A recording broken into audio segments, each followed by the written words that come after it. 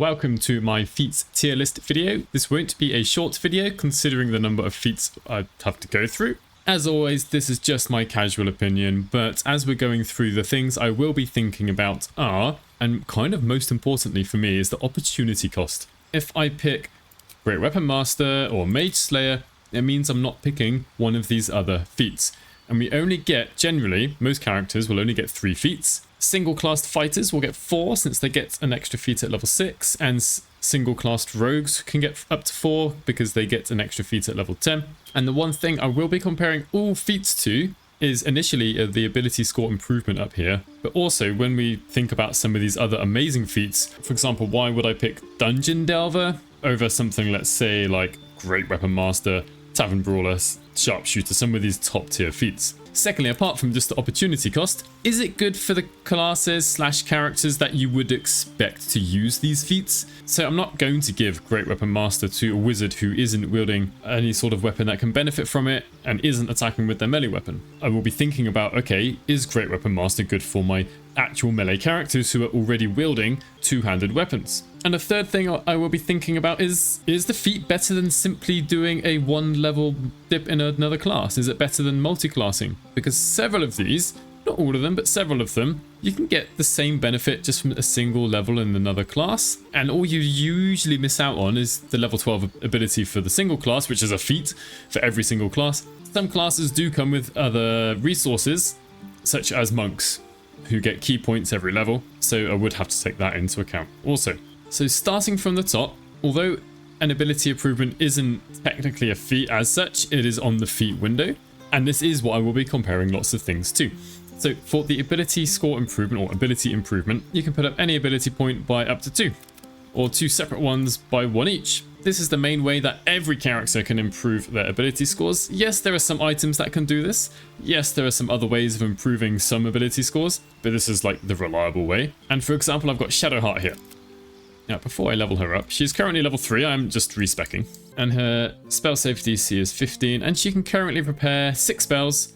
Clerics, Wizards, Druids, Paladins, and I think that's it from the top of my head. Those classes can prepare a number of spells equal to their level plus their ability modifier for that class. So by improving, for example, a Cleric's Wisdom by 2.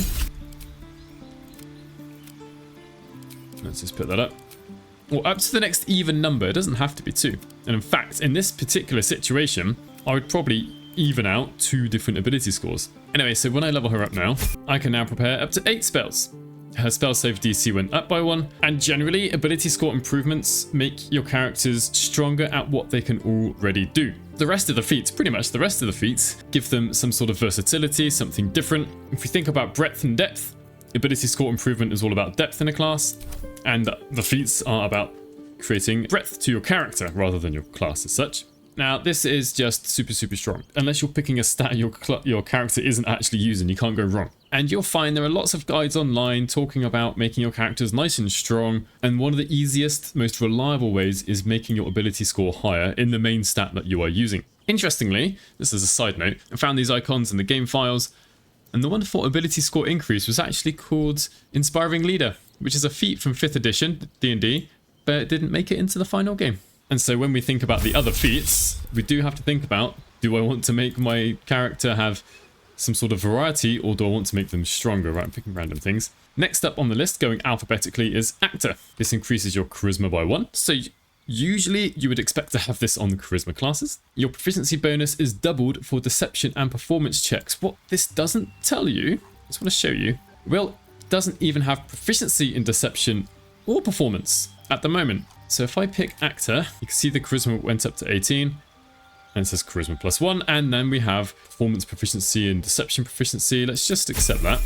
And if we come to his skills, he's actually got not just expertise, but, well, he's got proficiency and expertise all in one go for 2 different skills. And on a charisma character, this is so strong. I would only take this if my charisma was on an odd number, which at character creation, making your main stat 17 is a very good thing to do because there are several feats that give you +1 to a particular stat, Actor being one of them. And it means you can put your other proficiencies elsewhere, knowing that at level 4 you can get expertise in deception and performance.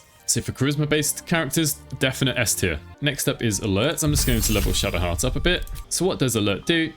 You gain a +5 bonus to initiative and can't be surprised, which is what that says there. It's worth talking about initiative rolls. Initiative rolls in Baldur's Gate 3 are not the same as in 5th edition. In Baldur's Gate 3, initiative is determined by the roll of a 1d4 plus your dexterity bonus normally. So Shadowheart's maximum initiative would have been 7 before, but now it's 12. And enemies do the same roll, but now her minimum initiative roll is 1 from 1d4 plus 3 from dexterity, which is 4, plus 5 from alert, which is then the minimum of 9.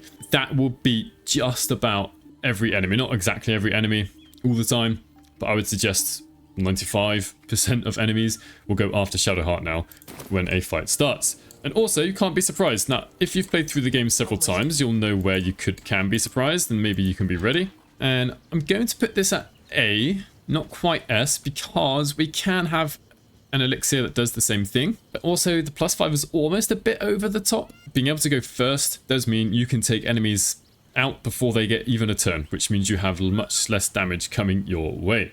Next up is Athlete. This is what we would consider also to be a half feat, as in it gives you an ability score increase of 1, in this case to either strength or dexterity, then some other sort of ability. In this case, when you're prone, standing up uses significantly less movement, only 5 feet. That doesn't come up too often. What is really nice about this feat, your jump distance also increases by 50%. This, again, is really good at level 4 when you potentially have a character whose dexterity or strength is an odd number. Now, I wouldn't actually usually have this on a warlock particularly, but it's nice to round off dexterity or strength. And for characters who are already quite strong, this makes a massive difference on monks. Oh, it's amazing on monks. Your jump distance can go up massively, and it really helps with your movement around the battlefield. So Will's jump distance is now 23 feet, and that's respectable now. This is usually better on characters with a high strength. There are some items that can improve your jump distance, and this kind of stacks with that. It's all very good. I'm going to leave this at A tier, assuming you are rounding off your strength or dexterity. Next we have Charger, which gives 2 separate actions. 1, deal more damage, so you can charge into a foe up to 30 feet, doesn't provoke opportunity attacks, and you make a weapon attack, and it uses one of your attacks plus your bonus action. And then Shove, charge forwards, and you shove someone, which again, this time uses your action and bonus action. So let's just show this. So in turn-based modes, this is a pact to the Blade Warlock, so they should get 2 attacks in a turn. I do want to show you that the shove uses up the whole action and bonus action, whereas the weapon attack is just, well, a weapon attack. Does use the bonus action as well, though. But you can see I can still do a second weapon attack in the turn. But since this uses up a bonus action, I mean, it's not that nobody has 2 bonus actions. There are ways of doing it. You can only really do one of these once per turn. I did actually pick this on my very first run through the game, and I was really unimpressed with it. Going between C and D, I might just leave it at C, because it can be helpful for getting around, but the use of the bonus action really sucks. Because let the charger shove, if I can reach someone, okay, it doesn't provoke opportunity attacks, but as a melee class, I can probably take an attack or 2, and either it won't hit, or sure, it's a little bit of damage, it's not the end of the world. And then I can take 2 attacks and shove afterwards if I really want to. Have a go. It's the same chance of shoving someone, whether I'm using charger or just the shove bonus action. Yeah, the more I think about it, the fact it uses the bonus action is really not very good, because lots of classes do, or melee classes do, have a use for their bonus action, and I don't want to use it really for this. And then maybe some of you have had some really good use out of it or something. You can let me know. Next is Crossbow Expert. So when you make crossbow attacks within melee range, the attack rolls do not have disadvantage. Normally they would, and this is crossbow attacks only. Your piercing shot also inflicts gaping wounds for twice as long, so for 4 rounds instead of 2. Don't take this if you're not using a crossbow. That would be a very silly idea. So here we are. I've got Harold, one of the coolest crossbows actually, inflicting Bane on a hit, potentially. Right, so we can see here I don't have disadvantage, whereas, let's say Will, I'm trying to shoot someone nearby. I do have disadvantage because they're too close. It says disadvantage from equipment also, but point still stands, target's too close. And then, yes, piercing shot will last, well, 4 turns instead of 2. I'm only going to leave this in C tier. I'm really thinking about D, to be honest. Most characters who are seriously thinking about using crossbows will be a martial character who will have probably proficiency with all martial weapons and 2 attacks at least, if not 3 for a fighter. And yeah, I mean, just switch to your melee weapon. It doesn't cost an action or anything. You can switch freely. Doesn't matter. And the gaping wounds being for 4 turns instead of 2. I mean, most enemies are dead within that time anyway. That's completely wasted. And the more I say this out loud, the less and less impressed I am with it. I'm going to put it down to D tier. Next up will be Defensive Duellist. So when attacked while wielding a finesse weapon.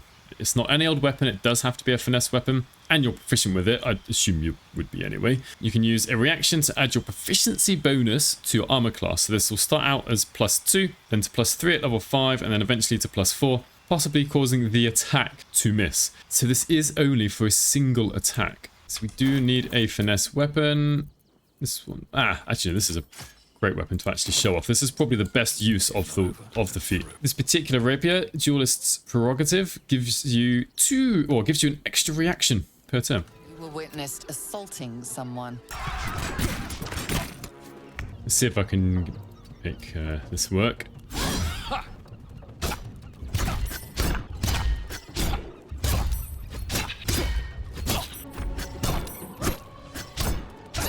So in all of these attacks, I've had so many now, none of them have even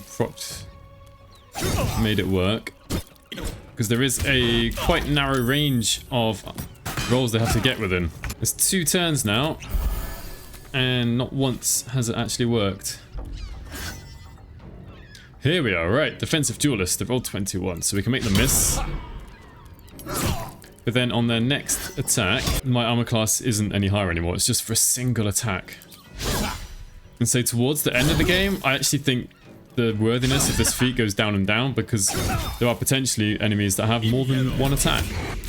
Now this is a bit of a different situation because I've only got 1 character, so all attacks are coming his way. I think earlier in the game, this is better because most enemies only have a single attack. One nice thing about it is it's resourceless apart from the fact it uses a reaction. Otherwise, it's not that great. You've got so many attacks incoming, making 1 attack miss, maybe 2 if you've got the 1 weapon that gives you an extra reaction. Sure, that's okay, but overall I'm not that impressed with it. Next up is Dual Wielder.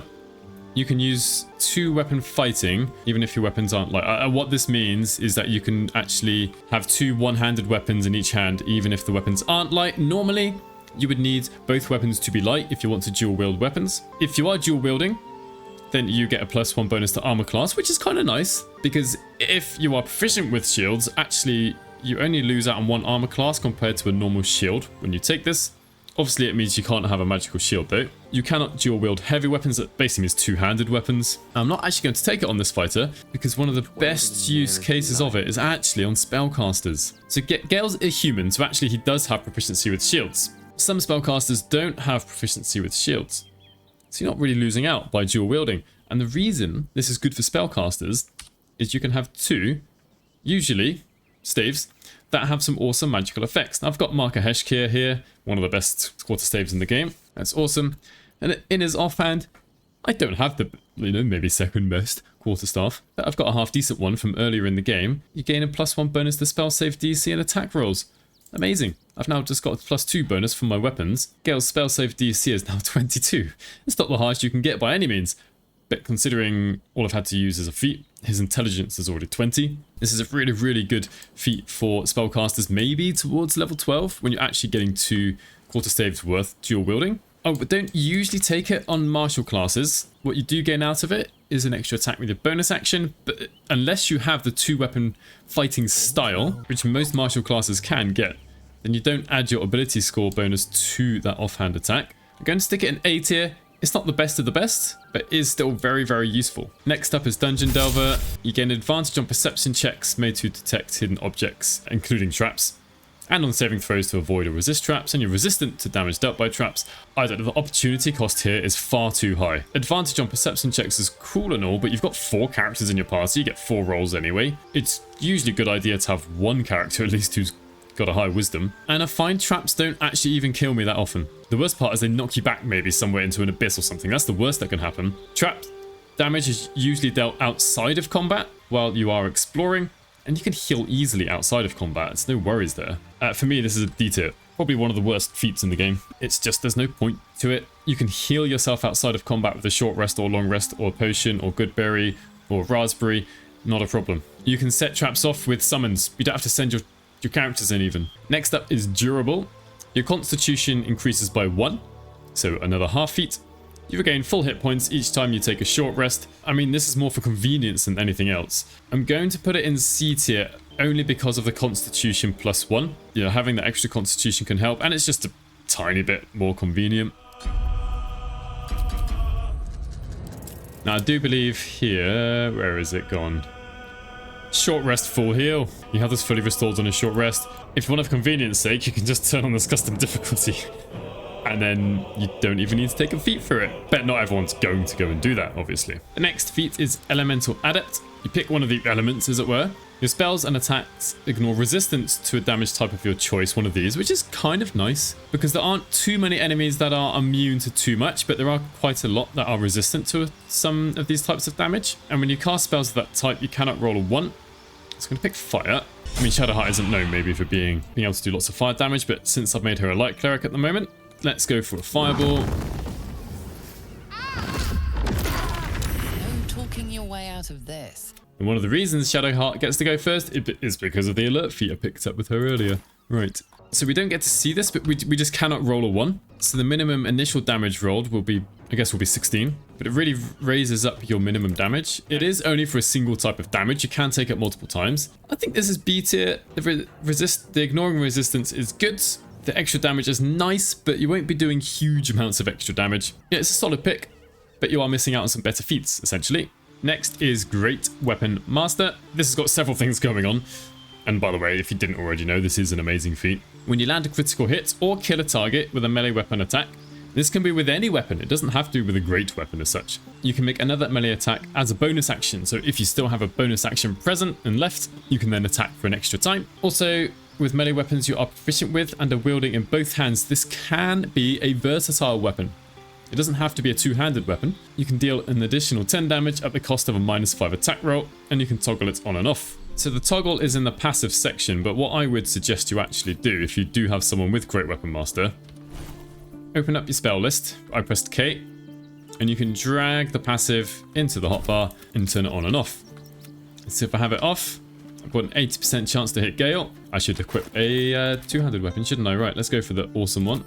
There we are. So there's 80% chance. If I turn it on, I've got 55% chance, but I do an extra 10 damage. Now, it can be a bit frustrating dealing with this, but ways to get around it, you could cast Bless, getting advantage, so you could knock an enemy prone. We could have the Gloves of the Growling Underdog, an item from the Goblin Camp, a very strong set of gloves. The Risky Ring gives you advantage on all your attacks. Be a Barbarian, where you can use Reckless Attack. So, I mean, 32 damage is ridiculous just for a normal attack. Part of that is because of the weapon I'm wielding, to be fair. So yes, I've got a lower chance to hit, but when I do hit... Oh, I'm not level 11 yet. Ah, that was a mistake. One nice thing is that it does stack with Pommel Strike. It would stack with Cleave. I don't have it ready. You get a +10, which isn't divided by 2. I've used my bonus action, but we can see that here. If I had a bonus action, I'd be able to use it. It stacks with all of the Battle Master maneuvers, any other source of damage, and overall, it's absolutely amazing. If your character is using a two-handed weapon, I see no reason not to take Great Weapon Master, basically.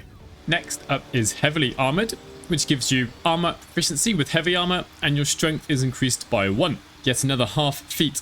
This is one of the feats, probably the first feat we've come across where taking a level in another class is probably better than taking Heavily Armored. The characters who need to use this feat to get heavy armor proficiency will be classes that don't already have it. And I would suggest that most of those classes probably don't need strength +1.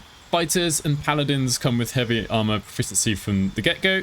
Rangers can get it from level 1 from one of the options they take. Some clerics can get heavy armor proficiency from level 1 also. So maybe you want your druid in heavy armor. But I doubt your druid is going to be using strength, or your wizard, or anything else. So what could you do instead? Well, you could... Now, this is a fighter. He's already got a heavy armor proficiency. But I could just take a level in cleric. or Paladin, or Ranger. For Ranger, you would need Ranger Knight. You get proficiency in heavy armor. So if you don't really need any sort of spell slot progression, you're not too worried about it, getting to level 11 on I don't know, a sorcerer or something, then I would probably suggest this multi-classing instead. There are some great heavy armors, like for example from Grimforge, from towards the end of Act 1.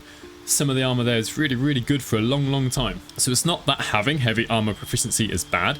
It is not. It is great. But getting it from the feats just isn't quite worth it in my opinion. So I'm going to put it down in C tier. Maybe if it let you change another ability score, perhaps it would be higher. I mean, it's thematic that it does strength. I don't disagree with it, but it's just the fact it does strength. It's not that useful for most classes. Following on from heavily armored is Heavy Armor Master. Yet again, strength increases by 1. Incoming damage from non-magical attacks also decreases by 3 while you're wearing heavy armor. So this is a nice feat to round off strength that might be an odd number. And this goes very well with any heavy armor that already decreases incoming damage. So for example, I've got the Adamantine Splint Armor. All incoming damage is reduced by 2. So this stacks up with the 3 with Heavy Armor Master, but bear it in mind, Heavy Armor Master doesn't reduce all damage. So if I go and get into trouble... You were witnessed assaulting someone. And just there, I took 8 damage instead of 13, saving 5 hit points. Now for one attack, that's not very much. But now I've actually just saved myself 10 hit points of damage because I was hit twice. And over the course of a game, every long rest, every short rest, that actually adds up to quite a lot. If you use this with Warding Bond, it probably goes up to S tier. If you're not using Warding Bond, so I'm going to leave it at B because the strength +1 we can't change. However, it should be fairly useful for most people who are wanting to use Heavy Armor Master. And it doesn't reduce damage from all damage sources. So if you're being hit by anything magical, this isn't actually going to help there. Next is Lightly Armored. And Lightly Armored gives you proficiency with light armor, and you can increase your strength or dexterity by +1. Now, the thing is, 9 classes out of 12 already start from character creation with light armor proficiency. The only ones that don't are monks, sorcerers, and wizards. Sorcerers and wizards can have other ways of increasing their armor class anyway, and most monks, apart from maybe a Tavern Brawler monk, wouldn't even want to be wearing any light armor in the first place. Also, there are 4 races that give light armor proficiency: humans, half-elves, shield dwarfs, and Githyanki. So if you want to make a sorcerer or wizard, or I guess a monk, and you want to have light armor proficiency, perhaps choose one of those races. Obviously, if you want to roleplay a race, then you should feel free to do that. This is a bit like heavily armored in the sense that it's probably better to just multi-class, because just about every class, 9 classes out of 12, come with light armor proficiency. Clerics, let's pick a, Wardomain Cleric. We get all armors and proficiency with all weapons as well. So by choosing a particular class, you can actually get more than just light armor proficiency. Not everybody wants the multi-class, I understand that. Perhaps you don't want to lose the progression of something.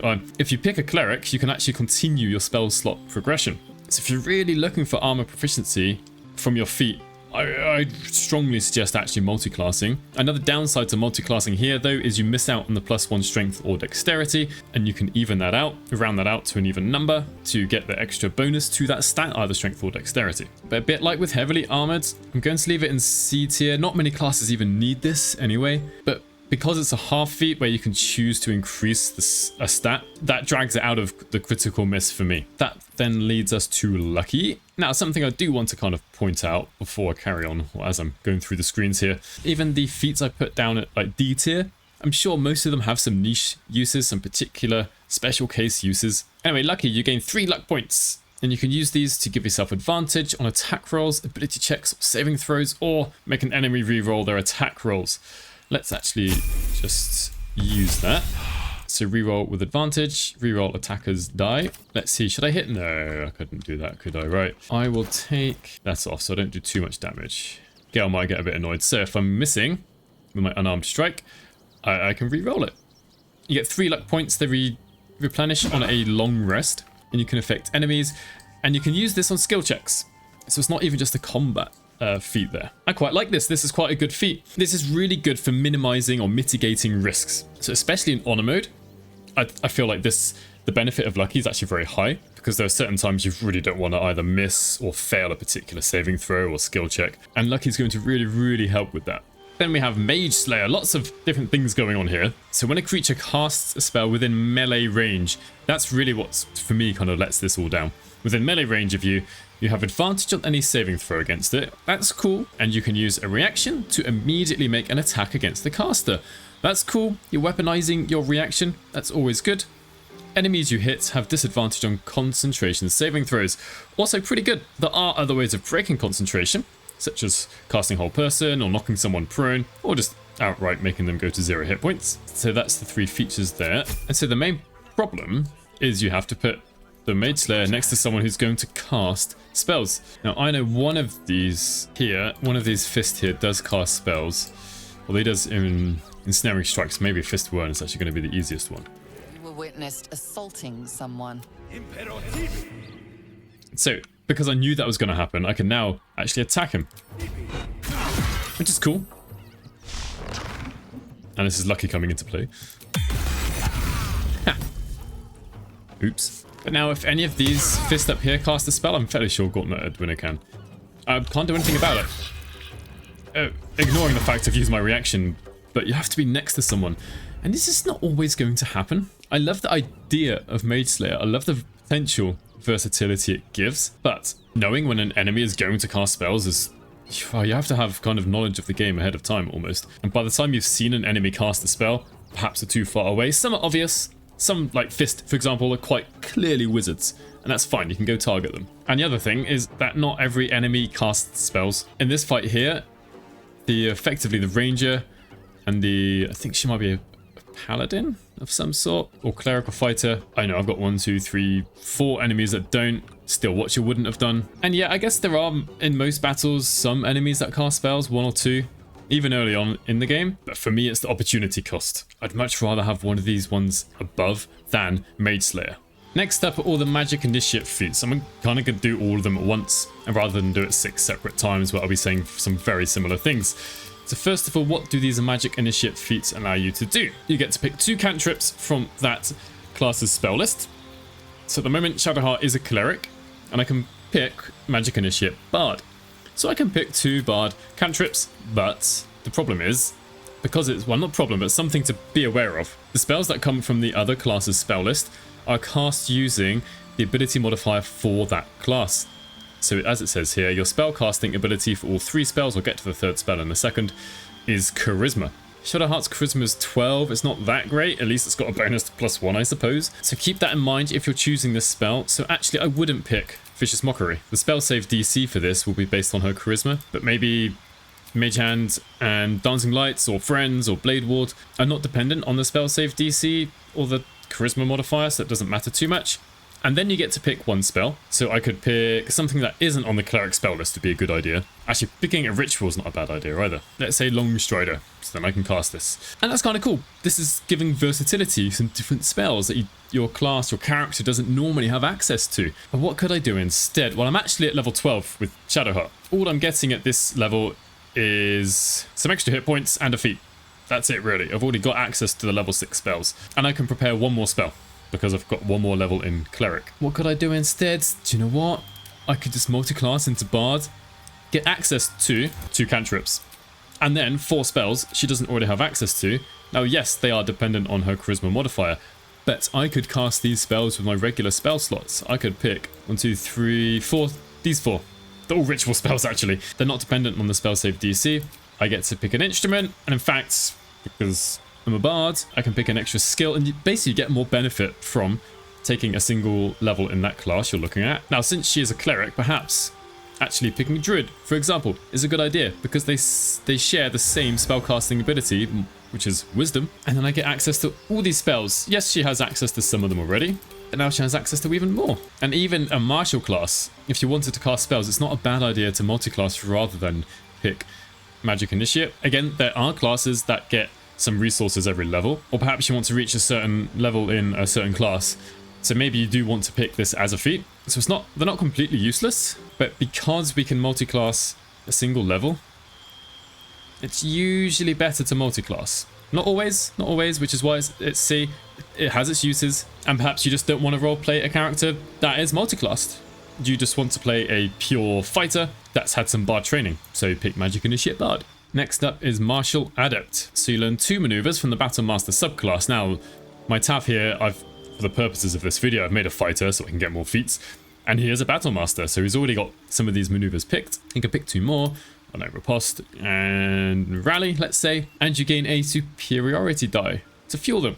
And you regain this on a short rest or long rest. And the main reason I made this character a Battle Master for the video is really Martial Adept is only properly useful for a Battle Master fighter, because then you get 2 more options and an extra superiority die. If he had been a Barbarian, for example, sure, picking 2 of these is kind of cool, but you can do it once per short rest and after a long rest. And that's just not good enough for a feat. Like the opportunity cost is too high. Like you're going to miss out on some of these other great feats or ability score improvement just to get 1 extra effect at maximum once per battle.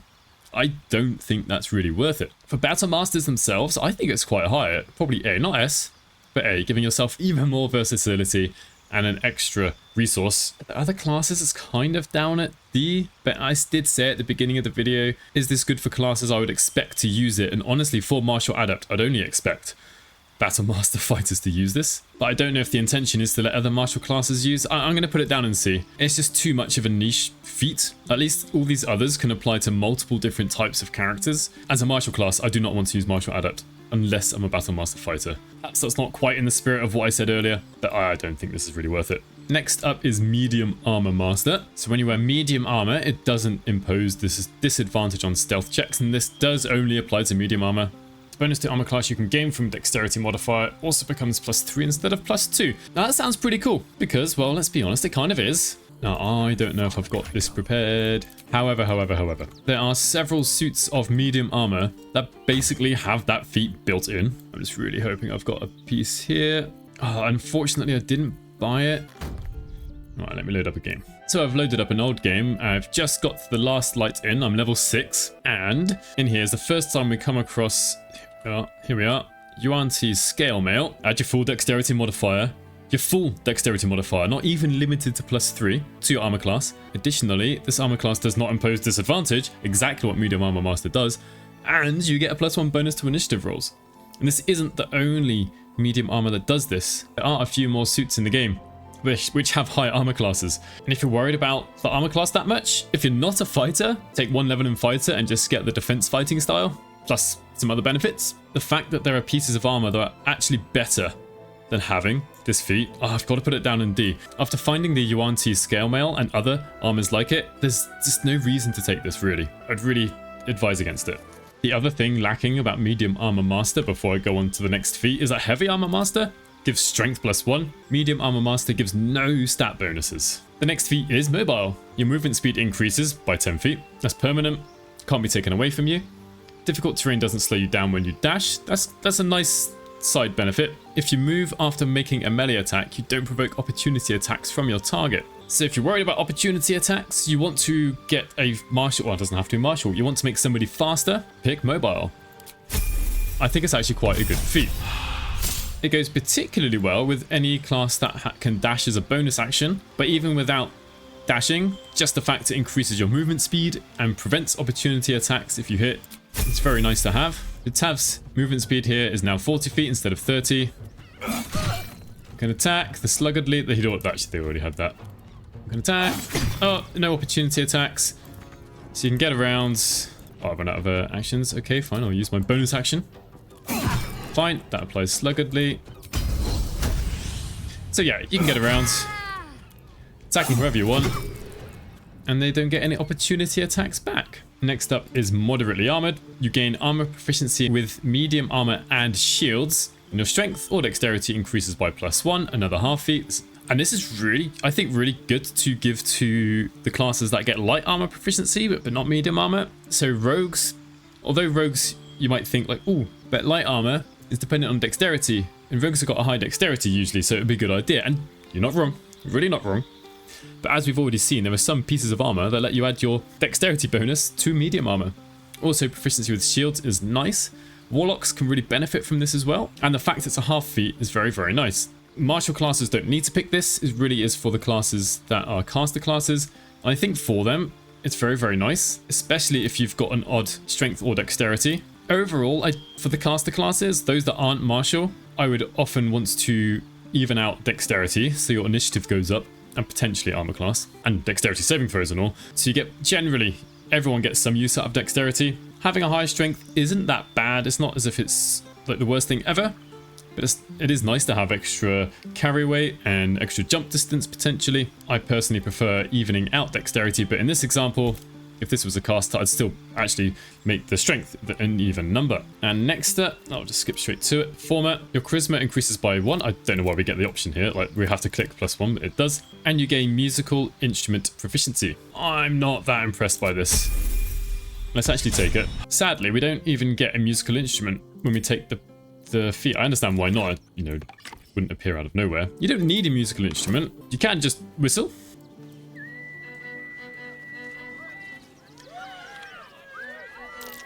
And it's kind of cool, but we can actually get this from Alfira in the Druid's Grove, not the whole performer feat, sorry. We can get proficiency with musical instruments, but I think as a feat, the opportunity cost is just too high. Yes, it's a half feat, so maybe I could put it in C, but I'm going to take Actor above Performer. When I've got 2 half feats that give +1 charisma, I'd so much rather have expertise in performance and deception, and just plan ahead to get Performer from Alfira than anything else. Some of you may disagree with me on that. Again, it's great for role-playing. You want to create your musical character. Or, if you really want proficiency with musical instruments, go multi-class into Bard for 1 level. You don't get the +1 charisma, but you get so many other things. Okay, Polearm Master. When attacking with the glaive, halberd, quarterstaff, or spear, you can use a bonus action to attack with the butt of your weapon. It'll do 1d4 damage, I believe. I'll just double check that later. Yeah, 1d4 bludgeoning there. That's okay. If you've got Great Weapon Master, you could potentially use your bonus action to attack much more strongly, or for dual wielding. So there are other ways to attack with your bonus action, but you know, this is okay. You can also make an opportunity attack when a target comes within range. That's the much more useful part of this feat. So if I attack, I get this bonus action here, 1d4 +6 plus the strength modifier. Let's see if anyone walks within range. Oh, they've jumped over.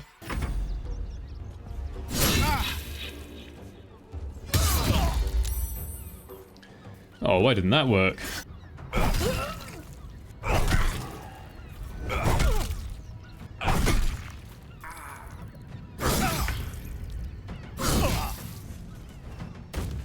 Even when they came quite close, I'm not getting my opportunity attacks. I don't know if it's because actually they're staying just outside his range, whether they know. And seemingly, this is in Tactician, this isn't Honor mode, but seemingly they're quite clever. I've now used my reaction, which is why presumably she came a bit closer. But there we are, finally an enemy moved into reach. I'm assuming most enemies, in fact throughout the game, most enemies do not have polearms themselves. So they don't have that ability to... Oh, game over. Oh no. So yeah, most enemies don't have the ability to hit you from range like that in melee. I'm going to leave it in B because it does force you to use a certain type of weapon, and if you don't have that certain type of weapon, you can't use it. The conditions for it to be working are a tiny bit too specific for me to put it up in A. If you combine it with some awesome bonuses, so when you do get that bonus action attack, then perhaps I could put it higher. Going to leave it in B for now. Let me know if you disagree with that one in particular. So we still do have a bug with Polearm Master. I've just walked into the range of Fist Selena. If I use this, she's going to attack me. That should not be happening. I was actually trying to test out if using a glaive would be better because of the larger reach. The opportunity attack doesn't really seem to be proccing when our enemies actually get within my reach still. Seemingly it does need to be within the 5-foot range, sadly. Next is Resilient. You increase an ability by 1 and gain proficiency in that ability's saving throws. I think the most common use of this is going for Resilient Constitution for spellcasters who need to maintain concentration. So if I pick this, Shadowheart's Constitution saving throw will go up to +6.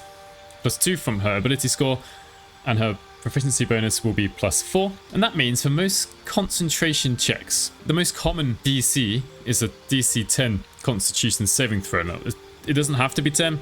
It's 10 or half the damage done in that hits, whichever is the higher number.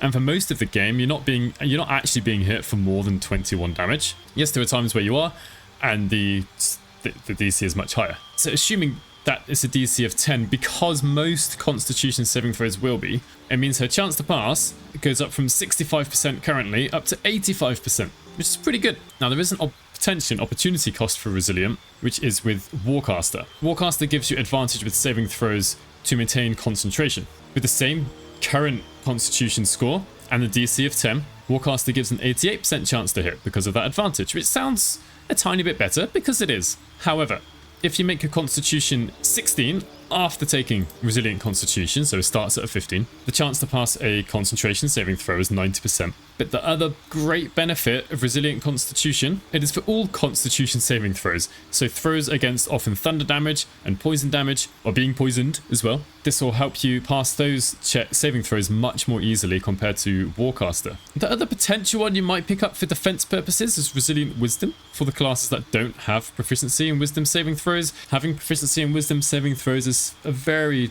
lovely thing to have, because all of the nasty control spells, things like Hold Person, Command, and some other nasty spells, target the Wisdom saving throw, and this is one way to actually get proficiency with Wisdom saving throws. I'm going to put this at S tier because we can pick what stat we want to increase, which also goes up by 1, and gaining that proficiency is so important for spellcasters, especially just for the concentration saving throw aspect alone. But it isn't limited to that. We could pick proficiency in any saving throw that we want. Then Ritual Caster is next. You get access to 2 ritual spells of your choice out of these 6. Speak with Dead, there is an amulet almost the beginning of the game. By the time you're level 2 even, you can get access to an amulet that gives you Speak with Dead. So I probably wouldn't pick that. Then we've got these other rituals. Now it's kind of only 2. They can be nice to have, but if you're absolutely desperate for 2 of these, you can pick pretty much either Wizard or Druid and get access to any 2 of these here. Even as a level 1 Wizard, if your intelligence is 12, you can then prepare 2 Wizard spells. If it's not, then actually you can only prepare 1 spell. For Druids, your Druid level plus your Wisdom modifier. Let's have a quick look at Druids just to show you. So Druids get access to Speak with Animals, Longstrider, and Jump. The ritual spells anyway. And then Wizards get access to Featherfall, Longstrider, Enhanced Sleep. Sorry, I called it Jump earlier. Enhanced Sleep, Disguise Self, and Find Familiar. So this is another one where I would suggest but I would suggest multi-classing if you're okay giving up 1 level to get access to more than just 2 ritual spells. You get access to more of them. But the nice thing about Ritual Caster is that you've always got these 2 spells prepared. You don't have to worry about either learning it, taking out one of your spells known, or spells prepared on a prepared caster class. Has its uses, but I imagine somebody in the party might already have access to these spells anyway. Then Savage Attacker. This is pretty much advantage rolls on your damage rolls. So I can just show this off against Withers. He doesn't get too upset. So there I got an 8. I rolled a 2 and then an 8. Awesome. Rolled 2d8. So initially I rolled a 2 and a 5. Sometimes I do wonder about this. Okay, so I rolled a 2 and a 5 and it rolled them out and put a 2. So you're like, oh, it took the 3 and the 2. Well, actually, it took the 3 and the 5 because we can see the damage is 8 here. This Savage Attacks is actually from the fact that this Tav is an half orc. It's not from the Savage Attacker feat. Slightly badly worded there. Let's stick the Sword of Baldur on. My accuracy will be lauded. So this time I rolled 22 on 4d6. That's really good. Like the maximum is 24, and without the rerolls, the chances of that are very, very slim. Now, if I go and hit Volo, sorry, Volo. Whoopsie. Again, right, yes, I'm getting my rerolls. This is S tier. It really competes with Great Weapon Master. You don't need both. I'd pick one or the other. Of course, you can take both, but the plus 10 from Great Weapon Master isn't affected by Savage Attacker. It is just the rolls, well, actual dice rolls. And the nice thing about Savage Attacker is it doesn't decrease your accuracy. Guess we can overcome the accuracy debuff from Great Weapon Master, but if you apply those same buffs to someone with Savage Attacker, they're much more likely to hit also. Now this is for melee attacks only, so it doesn't apply to ranged attacks. But for the characters who can use it, it's absolutely amazing. Sentinel is the next feat, and so if an enemy makes an attack against an ally, so they do have to be within melee range, then the character who has the Sentinel feat can use their reaction to make an attack against the attacking enemy. Also, you have advantage on opportunity attacks, and if you hit a creature with an opportunity attack, it can no longer move for the rest of its turn. So we've got 3 different abilities there, quite a busy feat, and I'll show you something I quite like to do if I have a character with Sentinel. So when an enemy attacks an ally within 5 feet, we can get enemies to make opportunity attacks against us. So your Sentinel can get an opportunity attack against them, which I think is pretty cool. So if you keep everyone around your Sentinel character, any melee attacks, got to keep in mind, will have an attack back against them. Alright, you go after Shadowheart, I'll go after you. It works even with AoEs. There we are. I like this. It's a good feat. This is what I was talking about earlier with kind of versatility, doing something different. When you've got feats, we can weaponize our opportunity attacks. Our reactions, and we didn't see it there because I don't think I took a normal opportunity attack. We do stop the enemy in their tracks as well, which can be very powerful. Sharpshooter is pretty much the great weapon master of ranged weapons. You can have a -5 penalty to attack roll for an additional 10 damage. And also you don't receive penalty from high ground rules, a nice little extra feature there. And just like with Great Weapon Master, you can turn this ability on and off. I would suggest putting it into your hotbar. So I've got Sharpshooter all in, 95%, yeah, okay, 65% chance to hit. We've got good chances to hit still. One weapon I've got here, the Deadshot. The wielder doubles their proficiency bonus when rolling ranged attacks unless they have disadvantage. At the high levels, your proficiency bonus is +4, which almost negates the whole minus accuracy from Sharpshooter.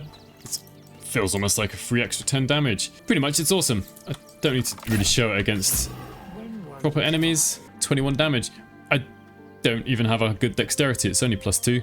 If you've got someone who has the archery fighting style, that actually adds +2 to your ranged attack rolls. And so with that and this bow, you've got such a good chance to hit anyway.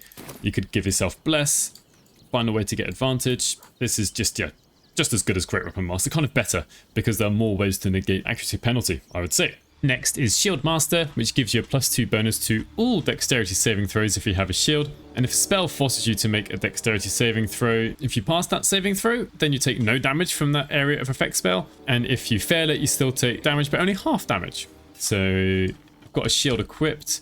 Dexterity saving throws are now +4 instead of +2. And if Gale lobs out a fireball, hopefully missing... Oh, he's an evocation wizard. And if Will sends out a fireball, hopefully missing Scratch. He's blocked. Yeah, took no damage. And that's probably the best use of Shield Master, I would say, is actually taking less damage from your allies' area of effect spells. We can have evocation wizards and we can have the sorcerer meta magic that makes your allies pass their saving throws. Outside of that, there's no other way to reduce the incoming damage. Either way though, I don't find it that useful. I've always suggested instead of taking Shield Master, add 2 to dexterity instead, or get an even number and put some other ability score up. Why? Because increasing your dexterity increases your initiative, +1, your dexterity saving throw by +1, but also it affects your ranged weapon attacks, their attack rolls and their damage rolls, and actually the number of enemy spellcasters that cast area of effect spells like Shatter or Thunderwave or Burning Hands or Fireball is relatively low. I see Burning Hands every now and again. Taking the reduced damage from Shield Master is cool. It is good, I do like it, but I just don't see it happen that often. And again, thinking about opportunity cost, do I want to have a feat where I'm going to use it once in every, I don't know, 2 fights, 3 fights? That is a bit of a guess. I could take Shield Master, or I could take Savage Attacker and just always do much better damage. Like generally in this game, it is much better to take enemies out of combat altogether than try and survive an extra rounds, where next round there's another attack coming from that same combatant.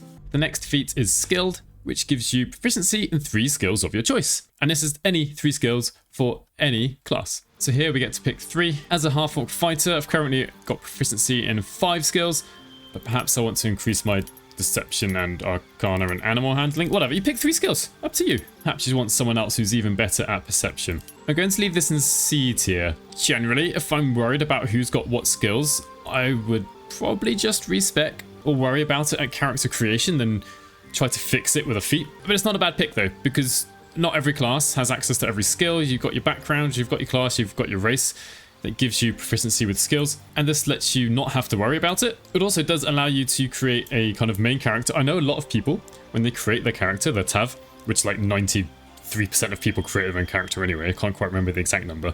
Most people want that character to be good in conversations, which is fair enough. But if you want to play a fighter, you don't have to give yourself a great charisma if you pick up proficiency in those skills. So perhaps you just want to pick this feat instead. Next up is Spell Sniper, which gives you access to one of these 6 cantrips. The great thing about Spell Sniper is that, sure, I can get Shadowheart to pick Eldritch Blast, but it will be dependent on her wisdom, not charisma as would be normal. So you can get access to spells that use your spellcaster's spellcasting ability rather than the normal ability for where that cantrip comes from. Additionally, when you cast a spell, the number needed to roll a critical hit is reduced by 1. And that effect can stack, so maybe I want to do this. Right now, that's kind of cool. That's kind of great. You get access to a new cantrip, sadly just one. And yes, it will rely on my wisdom now. So there we are, +4 proficiency, +4 wisdom modifier. There we are. Now that increased critical hit chance sounds cool, sounds great. However, there are very few spells that actually require an attack roll above Scorching Ray at level 2. No other cleric spell requires an attack roll. Oh, sorry, Contagion does. Apologies. Most of the important spells require saving throws. So that -1 isn't probably as good as you might think. If you've got lots of the items or abilities that reduce the number needed for a critical hit, maybe focusing on Eldritch Blast would be okay. But then again, to get the most out of Eldritch Blast, you should probably be a Warlock, and you get the invocations that can make it better. That was a bit pathetic, wasn't it? Right, going to leave it at B. The best thing about this spell for me is the fact you get access to an attacking cantrip that uses the spellcasting ability of your class. The reduced number needed for a critical hit is nice, but won't come into effect as much as you might think. Next up is Tavern Brawler.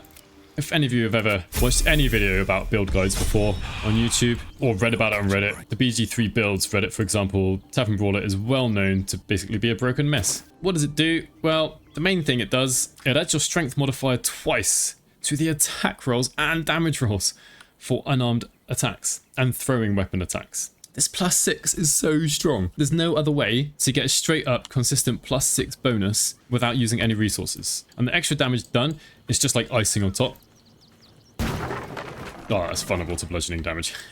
I didn't just do 26. Now, I'm on a fighter. I didn't even pick the best, one of the 2 best classes. 2 classes that really benefit from this are monks and barbarians, especially with the throwing weapon attack with the barbarians. I probably should have created an extra tier above all the rest to put Tavern Brawler. It's kind of absurd at just how good it is. Next up is Tough. Your hit point maximum increases by 2 for every level you have gained. Very simple there. So at level 12, you have an extra 24 hit points. So now my fighter here has 124 hit points instead of 100. I would, however, usually consider just putting your constitution up by 2 because you get an extra 1 hit point per level, not extra 2. But with the extra constitution, you also get a +1 bonus to your constitution saving throws. Now, I do believe, I'm just going to double check this now, I do believe on the lowest difficulty, if I go down to Explorer for a second, you get... Oh my gosh, so many extra hit points. I don't even know the number. It's an extra 100 out of 124. I'm just going to reload and compare the 2 numbers. So this time I'm just going to put my constitution up by 2. So that's 112.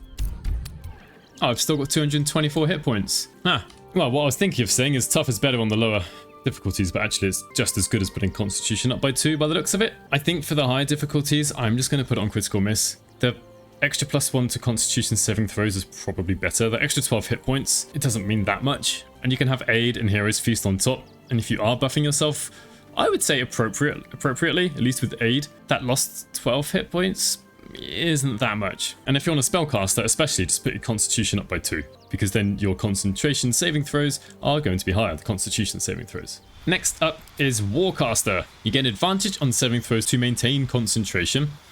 So this advantage is specifically for concentration, no other Constitution saving throws. And you can also use a reaction to cast Shocking Grasp, but only as an opportunity attack, not as a normal cantrip. So we'll see Shocking Grasp doesn't appear here, but it's an extra way to have an opportunity attack, and it will use her Wisdom modifier, not Intelligence or Charisma as if it was a wizard or sorcerer. The main use for Warcaster is maintaining concentration, I would say. The opportunity spell, as it's called, is a nice little bonus that we get. And I'm going to put this at A. It's a very good feat. In the early game, it is better than Resilient Constitution for maintaining concentration. Later in the game, it's kind of on par. Although if your constitution is at 16, I'd probably go for resilient constitution over warcaster for that purpose. But it's a staple of lots of caster builds. Again, gives you a little bit of extra versatility in combat by casting a spell as a reaction rather than a normal weapon attack. But hopefully, most of the time, your squishy spellcasters will be a bit further back and might not need to have an opportunity attack. And lastly, we have Weapon Master. You gain proficiency in 4 weapons of your choice and strength or dexterity increased by 1. So maybe I want Shadowheart to be proficient with a heavy crossbow. Not such a bad idea. And then let's find some finesse weapons. Rapier, short sword, scimitar.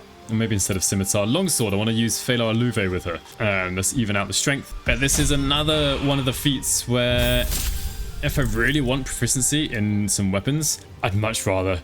It's probably better to take a level in another class. If you want to maintain your spell slot progression, pick a War Domain Cleric will be fine. You get martial weapon proficiency, I think Tempest Domains as well. This can be good for rogues, maybe Astarion.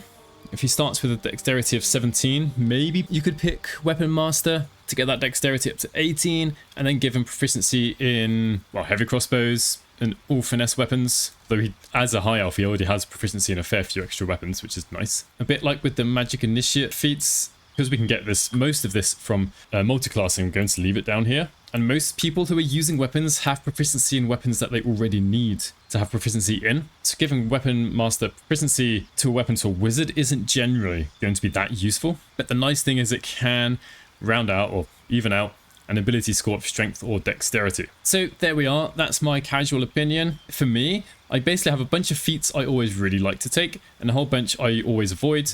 And every now and again, I pick some of these in the middle. I would say some of the ones further down are more for convenience sake than anything else. But the ones at the top are really going to carry you through the game, especially on the harder difficulties. Obviously, you pick whatever feat you want. I'm not here to tell you what you should and shouldn't take. I just want to make sure you are fully informed of what each of the feats do. So thank you very much for watching. Do let me know what you would change. Tell me where I'm wrong. Tell me some of the specific cases I've missed out. I can't include all the information about every single feat. Otherwise, this will go on forever. Thank you very much for watching, and hopefully I'll catch you in the next one.